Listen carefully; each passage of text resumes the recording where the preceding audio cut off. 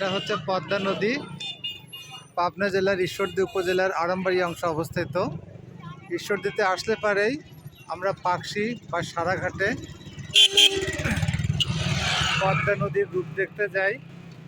শুনছি এটা আড়ামবাড়িয়াতে পদ্মা নাকি খুব সুন্দর, তাই দেখতে আসলাম আজকে ঈদের দিনে।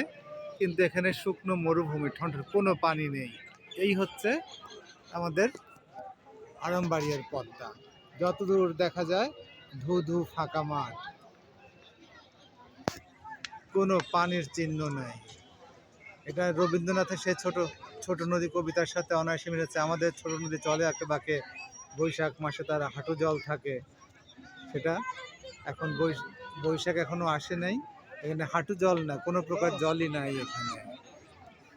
হয়তো আষাঢ়ে আসবে পানি, বইবে জলধারা এখানে।